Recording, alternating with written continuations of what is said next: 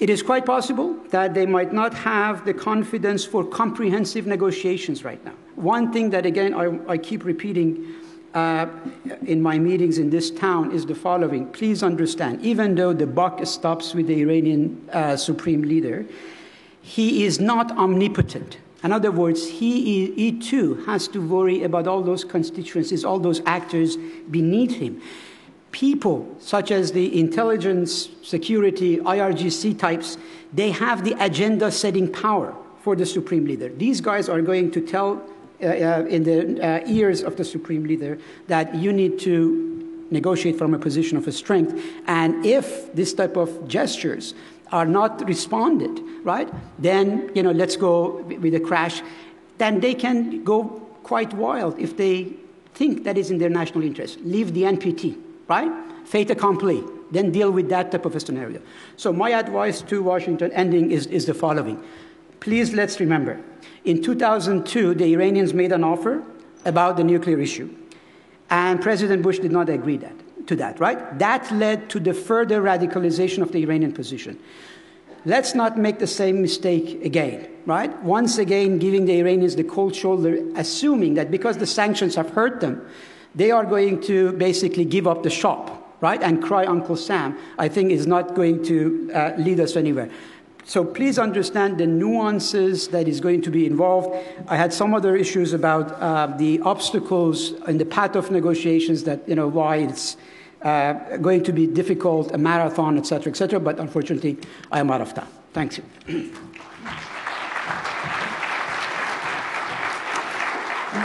Thanks very much, and we can get to some of those obstacles in the Q&A, hopefully. But we're going to switch now. We're going to look at the American point of view a little bit, and I would love to get your thoughts, Ray, on who the United States might name as an emissary if there are back-channel talks with Iran.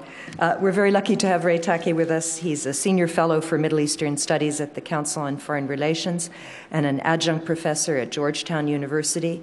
He specializes on Iran, political reform in the Middle East, and Islamist movements and parties. Before joining the Council on Foreign Relations, Ray was a senior advisor on Iran at the State Department, and he's been a fellow at the Washington Institute of Near East Policy and has taught at the National War College, Yale, and the University of California at Berkeley. He's the author of several excellent books on Iran, including Guardians of the Revolution, Iran's Approach to the World. So, Ray, how does it look from Washington, and what can we expect in the next few months?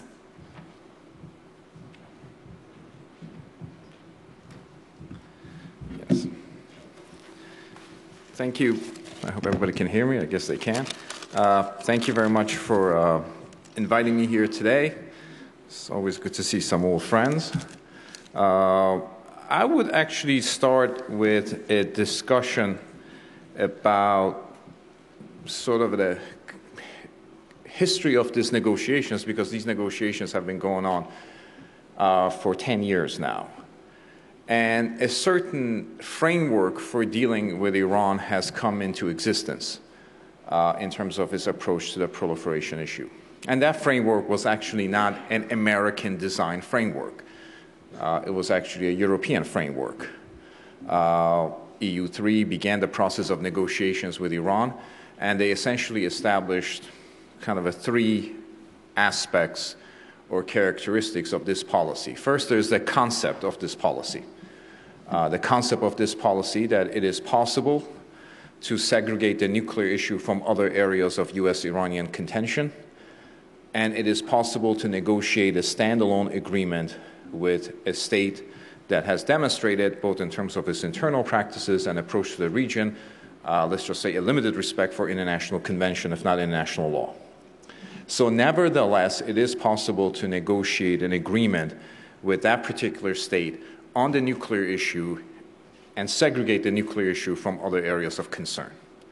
That's essentially the conceptual foundation of the EU3 policy that began in 2002. It was embraced by the Bush administration in 2005, affirmed by the Obama administration in 2009. And it's in existence today. That's the conceptual foundation of the policy. The policy had instrumentalities. The principal instrument of the policy is that the notion that economic sanctions and economic penalties escalated incrementally over time, provide the Western powers with a negotiating leverage over Iran. This is why you hear so often phrases like cost-benefit analysis, leverage. I mean, that's where the leverage gives you effect and power to alter Iran's cost-benefit analysis. Does this regime respond to economic grievances of its population? Is economics the only reason why a regime makes a decision on proliferation or any other issue? Those questions were largely responded, or not responded at all. Just the notion of a sort of strict Marxist analysis, economics determines conduct, was embraced.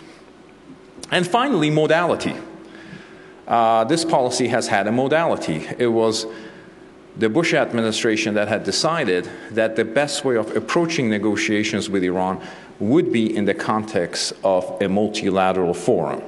The idea being that this would be represented as a dispute not between the United States and Iran, but it would be a dispute between the United States and the international community, and the basis of that dispute would be Iran's violation of its proliferation commitments under the NPT. So the one dynamic aspect of this policy has been its modality. It started out with EU3. It went to 5+1. Now there's some consideration that it might go to 1+1. That's been the only dynamic aspect of it. And if you look at the policy that you're frustrated with and is stalemated, do you reject the concept? Do you reject the instrumentalities, or do you mess around with the modality? The last one is the easiest one. Because if you reject the concept, you have to come up with an alternative one. If you reject your instruments of influence, you have to offer alternative ones. But to reject the modalities is the easiest one, right? I mean, the sides of the table arguments that you see very much happening. I don't know if the modalities of this policy will change or not. I suspect the one of the benefits of this policy that has been argued is that it has created international consensus. It has created multilateralization of the economic sanctions policy. And also, there is a price to be paid for Iranian mendacity during the negotiations because it frustrates the European, it angers the Russians, it may even disturb the Chinese. So to take it out of that particular modality would be, to some extent, to the disadvantage of the 5+1 side. And I do understand the limitations of 5+1 as a venue for arriving at a sort of a negotiated settlement, but nevertheless, despite its imperfection, despite its detection, it has been a useful instrument of coercion. Whether it can be a useful instrument of diplomatic settlement, I think remains to be seen. Where to go from here? I think it's not too far to use this phrase. The genius of Ali Khamenei has been, he has created an enrichment category called 20%, which is supposed to be different, unrelated, and completely alien to 5% enrichment. To get from 5 to 20% is 4 weeks. That's, but so I think much of the focus is going to be on 20%. It's always been my contention that 20% is an enrichment category that is designed to be traded away. Because to get to a nuclear weapons capability, you don't go 20%, 25%, 40%, 60%.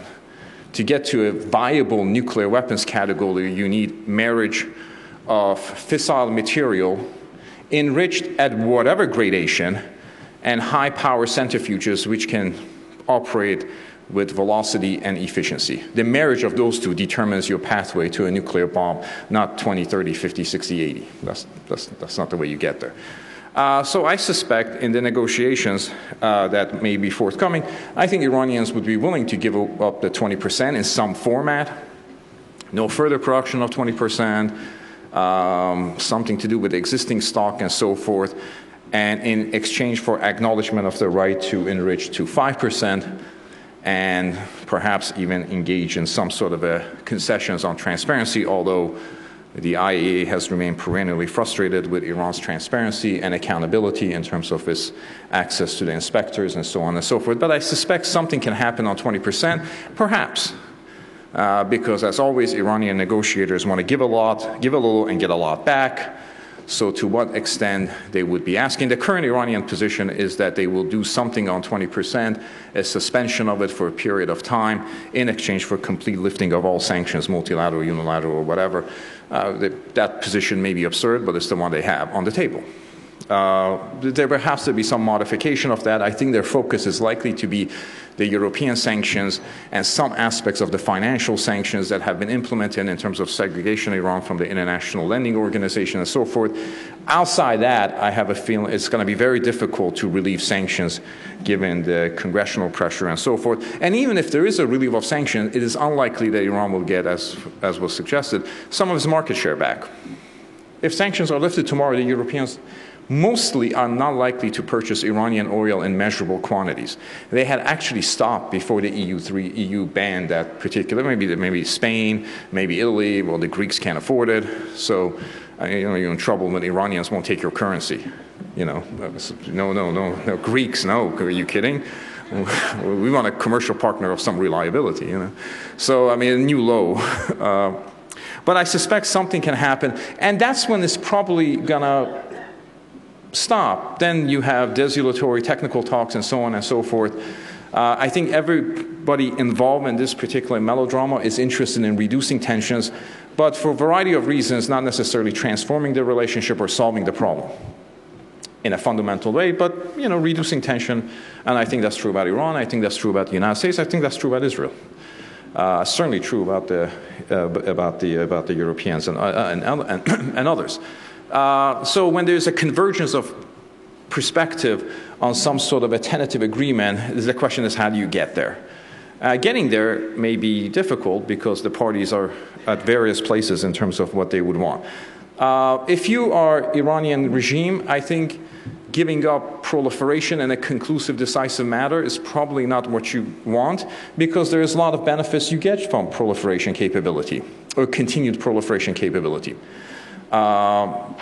In one of the aspects of this that has been kind of interesting is in the American imagination today, Iran is thought of as a giant Los Alamos that just happens to have 75, 80 million people loitering around. And that's not necessarily a bad calculation for Ali Khamenei. Today, Iran stands convicted in a court of law for attempting to have engaged in a terrorist attack on the American homeland. First entity to do so since Al-Qaeda. Well, who's talking about that? So long as you have a proliferation-centric policy, no one's going to be talking about that. Human rights abuses in Iran are profound and rampant. No one's going to be talking about that so long as you have a proliferation-centric policy. So long as the international community is focused on gradations of uranium and spinning of centrifuges, an entire category of Iranian malfeasance go unnoticed and unaccountable. There is a price to be paid for that. There is an economic price. So far, Ali Khamenei has determined, and so far he's been right, that he can hold the nation and the system together as it undergoes this economic difficulty and economic retraction.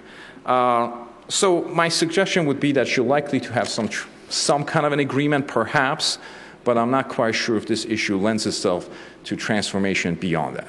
So I'll stop here.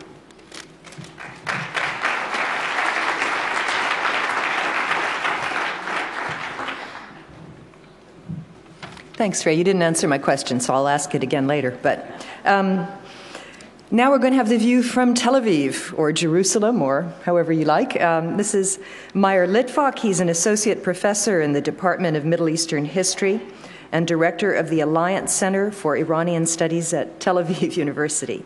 He's written numerous articles and books on modern Shia and Iranian history. He's the author of Shia Scholars of 19th Century Iraq, The Ulema of Najaf and Karbala, and co-author of From Empathy to Denial, Arab Responses to the Holocaust, as well as of a new book to come out, Iran from a Persian Empire to an Islamic Republic.